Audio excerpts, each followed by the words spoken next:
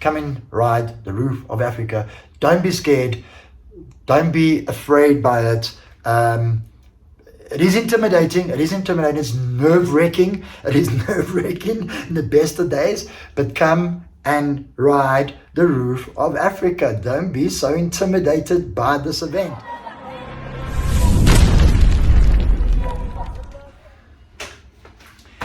Hey guys, Pedro here from Supermoist. So realistically, everybody's been asking me, so how did the roof go? How did the roof of Africa goes? And I'm sort of been giving you my point of view as I normally do. And I thought, well, let me just make a video as we did last year. But this year, I wanted to do a bit of a review on the roof of Africa as well. And just give my thoughts because, everybody's sort of asking me and sort of telling me like, what's it like? The people are keen, they're interested, they want to come in and do the roof, and they sometimes scared. They sometimes, hear bad stories, or they put off by it, but let's put it that way. So let me get down to it. So behind me you'll see my bike that I did the roof of Africa this year, 2023, and we're in my workshop. I'll take you for a little spin around just now, but this is our workshop at home, and this is where I do all the stuff for the bike and prep bike and all the rest. And I thought it would just be fitting to do it here. So we own a company called Supermoist, and we're getting into the enduro sort of racing side of things, and we're making our own kit and apparel and all that stuff, and so we get in there. So as I said, I'm Pedro, the owner of Supermoist, and I'm 53 years old. I only started racing last year, so this is all new to me as well. And I think coming from me, a lot of people are interested because I am new to the sport. So last year I did the roof of Africa. 2022 was the first year. Came 8th in iron class, and it's one of the things that I'm going to touch about just now about the iron class and gold and bronze. And this year we came 12th. So we came 12th, a little bit worse than last year. But it is what it is, and it's racing, and it is what it is. Still iron class. So I just wanted to, let you guys know, Roof of Africa 2023. Wow. I must say, there was a lot of doubts going into everybody's mind of going into 2023 Roof of Africa because of the change of management, if you want to call it that. I'm going to just leave it at that. I'm not going any further. There's a lot of negativity going around. People going, oh, well, the Roof of Africa is going to be a lot of crap this year, and they don't know if they should enter or not enter. Well, let me put it this way, in the Pedro Supermoist way, you fucked up. Roof of Africa was awesome. There was absolutely nothing wrong with the Roof of Africa, I would say, and the presentation of it and the organization of it, was the same, if not better. I can't pinpoint anything in the organization that was anything better or anything worse. A lot of it was similar. The places were similar. So in other words, registration was in the same place. We did have a big bottleneck this year with GPS loading up. I think the queue was like 3 hours wrong to do the GPS loading, but it was what it was.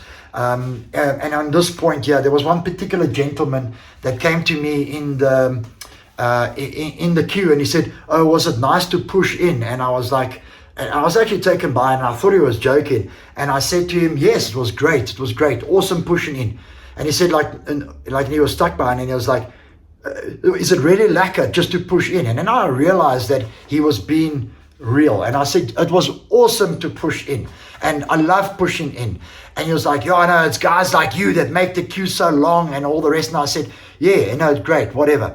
So at the time, look, whoever it was, and if you're watching this video, good stuff. I do apologize for maybe riling you up, but just to put it into perspective, anybody that was around that person as well, we got a racing team. So we had somebody in the queue standing there waiting for us while we were doing other stuff. We got other representatives, just as you were probably standing in the queue for your son, daughter, brother, uncle, I don't care. You know what I mean? So there was a bit of tension in the queue. And if there's anything that I wanted to say is that for the organizers, you need to make that queue shorter. A lot of the events, they post the tracks sort of like 24 hours before the race, and you can go download the tracks and we can put them onto our GPSs. At the end of the day, we all racers. We do impies, we do medallas, we do low felts, we do iron horses, all the rest. So we are quite capable of that. Leave the queue for the people who are not prepared, put it that way.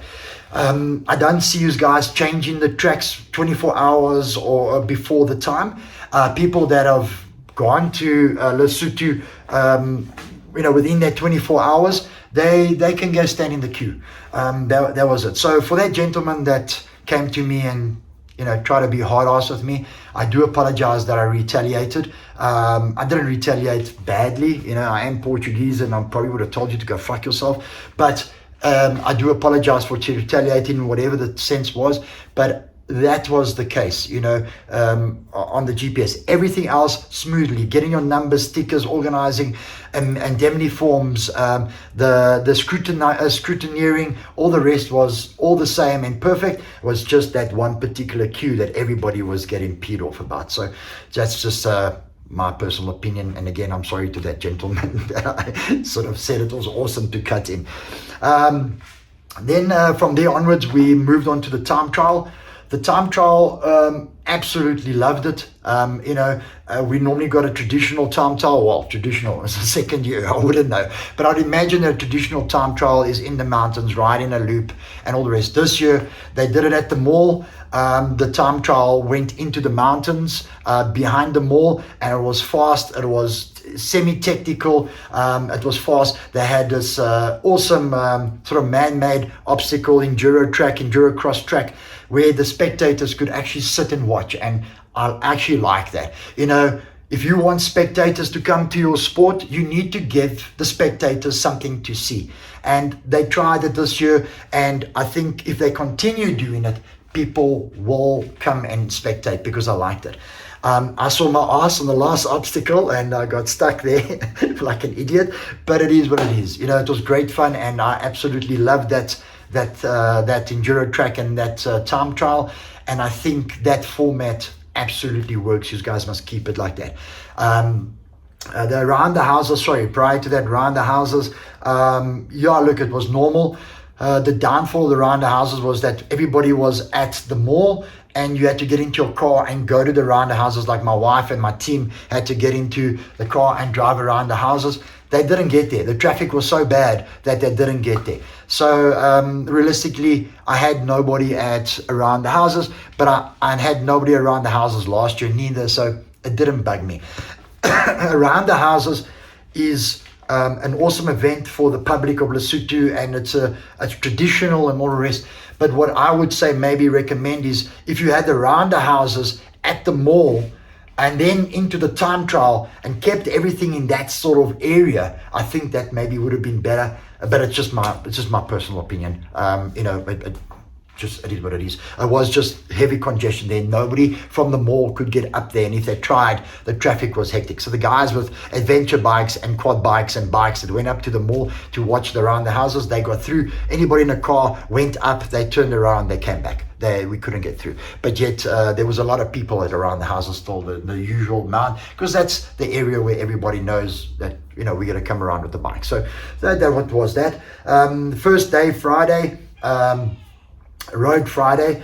Friday was traditional to me. What happened last year was that you sort of had these routes and you had passes and climbs and downhills and serious Roof of Africa sort of like riding, and then you'd have like a break, like a road or interlinking road in the iron class, that is, and then we could actually get our breath back, and that was normal. Friday, it was looked like a normal day to me. We pushed through there. I think that's where I came position 12 on the time trial. I came position 16, and then I moved to position 12. And then came Saturday, and Saturday, you guys absolutely dished it out. The first day, the first part of the day, the first 45 Ks or so to the DSP was just in your face, relentless, unstopping. And you'll see my video where I'm actually like flabbergasted. I'm actually like sort of like don't understand where I am. I'm tired and all the rest. And then from there, from the DSP, we went into the second part of the day down Bushman's Pass, and then it opened up in flat. But like I was so reluctant to put in all energy into that flat stuff and the fast stuff, because I thought that something else was going to come, like more climbs or more downhills and whatever the case is. I also lost a lot of time on Bushman's Pass because my wife, unfortunately, didn't tighten my GPS properly in my bike, and as soon as I went into Bushman's Pass, I had my GPS. When I got to the bottom of Bushman's Pass, my GPS was gone. So I turned around, went back up Bushman's Pass, found my GPS, cable tied it to my bike, and then rode back down Bushman's Pass. So I did Bushman's Pass like 4 times, which was awesome. Last year I hated Bushman's Pass, but this time I rode it 4 times. So it was great. And then it was just open, faster stuff for us in the iron thing. But I was very reluctant to open up and expend energy. That I thought that there was something else coming because of what happened Saturday morning. Saturday was just hectic riding. So on the riding itself on Friday and Saturday, the one thing I must tell you guys and organizers, so well done on the marking of the routes. Holy crap, that routes were marked like, again, I've never seen that. I've only done 2 roofs, but at the end of the day, the roof of it was marked brilliantly. It was marked with iron, obviously being an I for iron, B for bronze, S for silver, and G for gold. The routes sometimes combined it, and we rode the same route, and then the iron went their way, the gold went their way, and bronze and so forth. So it was all cool, but the routes were so well marked with this eco-friendly pink paint. I've seen it before. The guys don't really use it, but you guys marked, I think, nearly every 20 meters of that entire 80 kilometers, 2 days solid. And that, I think, is such an awesome thing, because we're concentrating on GPSs. We ride GPSs. Yes, I do. We are. But those markings just reassure you that little extra bit, especially the iron guys, where we a little bit more, not so experienced and whatnot, and it helps really helps. Yeah, so the prize giving was at the tribal village, the start finish. So just going back, so the start finish for the time trial was at the mall, which was awesome, as I've explained. The start for Friday. The start for Friday was at the tribal village, and then we rode through and we finished up at Bushman's Pass. And I knew that was going to be difficult because Bushman's is always Bushman's, and the last sort of uphill of your day, there's no ways to get up onto Bushman's without doing a massive uphill. So that was quite interesting for the iron guys, for myself, and getting up there on Friday. Then on Saturday we swapped it around. We started at Bushman's Pass and we ended up at the tribal village. The tribal village was cool. The coming into it was very cool because it's got like a little woody sort of forest area at the back of it, and I didn't actually know that Lesotho had like this forest area, because it's always just rocks and mountains and things like that. So that foresty area was very cool. Riding in that, it was different and was a break. And then coming into this venue with the Red Bull blow up and all the rest was very cool. The prize giving was also at the tribal village, and it was also a good thing. The only thing that I found a little bit difficult at the tribal village was food. And drinks. Drinks, yes. So when I ride, I don't drink. I drink like a 2-stroke, but when I ride, I don't drink because it dehydrates me. So water was, there was a stand there for water, which is great. I wanted to maybe get some Energade. Obviously Red Bull was a sponsor. Get a Red Bull, and to get a Red Bull, you had to go to the bar. And at the bar, it was a bar that was maybe about 2 meters wide, and everybody in the whole venue went to this bar, and I sort of felt that it was quite hard to get drinks. My wife went and the pit crew went and whatnot, and they got drinks for me. I was sitting outside and getting my breath back, but I just felt that it was a bit hard. There were other places where you could get food and drinks from, but they were all like sort of private events. And you know, one thing that I found was very strange, and I'm going to give you a bit of a ditch here, was that FMB sponsored the Roof of Africa. So there's FMB riding shirts, Roof of Africa shirts everywhere. And then there's this place like a bar, venue, sort of like area where I sort of walked in. I said, "You guys have Red Bull? Do you have Energy? Do you have anything for me to sort of like drink?" And the guys go, "Sorry, no, it's a private event for the Standard Bank people." And I was like, "Sorry, what? Standard Bank?" I thought that this was sponsored by FMB. But nevertheless, there was a lot of that. There was a lot of sponsored areas dedicated for those people that were invited. The food was only on the one side, which was like sort of realistically pap and yama, which is fine. But and I don't have a problem with that, but the queue was long. So maybe, you know, just check it out, the food sorted out a little bit, and the drinks. But otherwise, no, it wasn't that bad. From last year to this year, I'm bitching because I'm being an idiot, but it was just a little bit harder to get, you know what I mean? And I don't know anybody else that was complaining about it, so I'm just letting you know, to me, it looked like a little bit little for the amount of people that were there. You know, otherwise than that, you know, typical, the borders were great. Going through the border is great, especially going to the Lesotho side. The Lesotho side has got a drive and go border control, which means that you stand in your car. It's like going to a drive-through, and you pass your passport through the window, they stamp it, and you bugger off. South African side, you still have to get out of your car, traditionally walk there, go to the window, you know, give them your passport, stamp it, walk back and get out, like you do in Mozambique and Swaziland and all the other borders. But the Lesotho border has got this drive-through sort of like venue sort of thing, and I just absolutely love it. My wife, the first time she went to, was like, "What the hell is this?" I said, "I forgot to tell you, Lesotho's got a drive-through border control." And she was like, "What?" And I was like, "Yes." So that stuff is all similar, all normal, all the same. Nothing's changed. The organization was great. Like I said, the thing that blew me away the most was the route marking was absolutely loved it. The venue for the time trial was absolutely awesome. The enduro track was great, and I wish that maybe more people came there and watched. Another thing that I also want to commend you guys on was that you let people go out in batches, especially on the time trial. So what normally happens is that in any roof or any event, what do people come there to see? They come in to see who? The pros. Okay? And I know that's what it's about. But you know what? Everybody's paid their dues, and everybody is so excited to be at the Roof of Africa or any big event and the crowds, they do so much for the riders. Like last year, coming up Bushman's Pass, which was our last climb, I was broken. I was finished. I was tired. I had enough.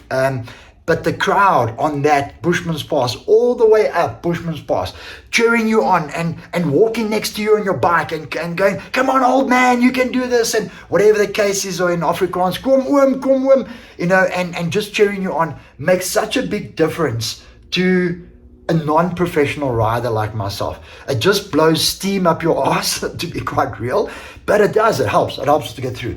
So in any natural event, people are not around, and what you guys try to do was keep the pros around for a little bit longer. They could do the second time trial, and so there would be more crowds around while the bronze and the silver guys and the iron guys did their rounds. It didn't quite work that way, but what I would suggest is that you actually do it like a boxing match, that the juniors go first, then the next guys, and then the pros go last. If the pros go last, there will people be around the track all the time for the pros to come through, and also then cheer on the iron, bronze, and silver guys. So that's the one thing that helps. But where it did work is that I came in the iron just before the pros. So look, I think it was James Moore came in like way before everybody else on the last day. He won that day, but I came in just before. Hello, Wonky. I came in just before Matt Green, and I was lacquer because people were around waiting for the pros to come in, and I think everybody got a glimpse of actually having a crowd around you to actually cheer you on in that last final thing. And it doesn't matter how long the day was, doesn't matter how tired you were, doesn't matter how disappointed you were in yourself or happy with yourself, whatever the case is, having the crowd there cheering you on down that aisle was just awesome. You know what I mean? So once the pros come in, that first top 4 or 5 riders, it becomes a desert. There's nobody there. So that poor guy that's been riding bronze, a silver, or iron, especially iron, you know what I mean? That's just coming in absolutely lost. If he's got his family there cheering him on, you're probably lucky. He's lucky. So that's the one thing. You guys nearly got it right. The top iron riders came in before the pros. The top bronze guys came in before the pros. And I imagine the top silver guys came in before the pros. I'm not too quite sure. But if you could get the crowd to stay there a bit longer, try to time it, that everybody sort of, the top people come in, and even the slower people come in before the pros. That would be cool, because once the pros are in, everybody just disappears, you know. And it's a sad thing, but it's real. But unfortunately, you know, we all there racing the roof. We all want the recognition, you know, iron to silver. We all want the recognition, and even the gold guys that are coming in last, you know, they want the recognition. So that's maybe something that maybe you guys can try and plan and sort out. I don't know, you know, just my 50 cents. But anyways, hats off, guys that didn't go to the roof. You fucked up. Get ready for next year. This year was tougher than last year. I must admit, the riding was tougher. I thought last year was bad, but this year was worse. So it was tougher. And then I'm going to go on to one more thing. Okay, one more thing. And I want... I haven't done this video today's Friday. So I haven't done this video in a week, since Saturday, Sunday. Because I've been trying to calm down. And the reason why I say that is quite simple. Okay, I do iron. Okay, I race iron. I don't ride iron, I race iron. Okay, I could ride bronze, but I race iron. Okay, if that makes any sense. And I've been trying to say this the whole week. The people that are on the forums and social media and go, oh, but you rode iron, whoopee. There's a big difference between riding a class just to finish and racing a class. Okay, you need to really, really understand that. Okay, because it's frustrating me, it's pissing me off. Okay, and I would imagine that anybody riding iron or racing iron is the same, feels the same. So the people that you ride bronze to finish bronze, and you come in your 100th and 120th, but nobody takes your platform away from you, and nobody looks down at you. The silver guys are not looking at you and going, oh, but you rode bronze. Okay, the gold guys are not looking at the silver guys and going, oh, but you rode silver. You know, so don't look at the iron guys and go, oh, but you rode iron. All right, we ride the classes that we can. We did the Roof of Africa, all right? We finished, we didn't finish. Out of 60 riders in the iron class, 20 finished. Okay, think about that. All right, so out of 60 riders in the iron class, 20 finished. In bronze, there was a hell of a lot of dropouts as well. Okay, a hell of a lot. I don't know what the figures are. I'll put up the stats somewhere for you. In silver, there were dropouts. In gold, there were dropouts. Okay, so I've got a lot of friends that come from silver, racing silver, riding silver just to finish. Okay, that's now racing bronze. And they're going, holy shit, bronze is tough. Yes, bronze is tough, especially if you're going to race it. Okay, if you're just going to ride bronze is tough. Don't get me wrong. But it's not as tough if you're going to race bronze. Okay, race bronze top 20, top 10, it is hectic. Silver, top 10, top 10 is hectic, is stupid. Okay, I would probably not be able to ride silver. I would never finish silver. Okay, I would definitely never finish gold. And I take my hat off to everybody. But lay off the iron guys, okay, because the iron guys are just there to race as well, and they ride, they spend a lot of money during the year to ride and whatnot. Okay, social media, the guys, oh, but iron guys, oh, you know, what's this iron class? Okay, lay off. Okay, it's got nothing to do with you. Congratulate the guys that won. Congratulate the guys that came in the top 10. I came 12th. Don't congratulate me, but don't give me shit about it. Okay. Otherwise than that, next year, I'll see you there. You know, or when you're 53, let's talk. I mean, what do you want me to say? Want me to be Portuguese? Fuck off. Okay, come and ride the roof of Africa and stop bitching and pointing fingers at people. Oh, but you only rode bronze. So what? You know, so what? He rode. We had a jaw. We had a hard ride. We cried together. We rode together. We sweated together. Afterwards, we had beers and change stories. You go, oh wow, just remember that pass. Yes, I fell over there. I moved there. I lost my GPS there. Wada. And that's actually what it's all about as well. It's not about be standing there and floating your muscles and going, oh well, you know, you rode bronze. Whoopee. Anyway. That's just a personal dig. I don't know if I'm going to put this in the video. We'll see. But it's personal dig at the people in social media. You know, you always get it, and I got it and understand it. But again, hats off to the roof organizers. Was good. Nothing bad there, I cannot say. And let's go into the video, and I'll put some compilations on. I've begged, borrowed, and stealed videos from Stowe videos from everywhere else, but I mean, everybody does that. If people get pissed off about it, I do apologize, but it is, again, it's just like, it's a perception of the roof of Africa. We can't be everywhere, and if anybody wants to use my footage, you're more than welcome to, you know, and I hope you can use it to your advantage and all the rest. But it's an idea and a perception of the roof of Africa, the way I feel about it and the excitement that I got. And everybody, you guys need to wait for June next year and enter. Okay, enter early and pay the less and commit. Okay, commit that you're gonna ride the roof, and then come and ride the roof, man. And even if you're gonna ride iron with us, come ride iron with us and come and see what it's about and chill out. And you know, maybe you win iron and you go, okay, well, it wasn't that bad, and then you go to bronze, you know, and go try win bronze, you know what I mean, that type of thing, which is obviously much harder because bronze is a crazy class. But yeah, come and ride the roof of Africa. Don't be scared. Don't be afraid by it.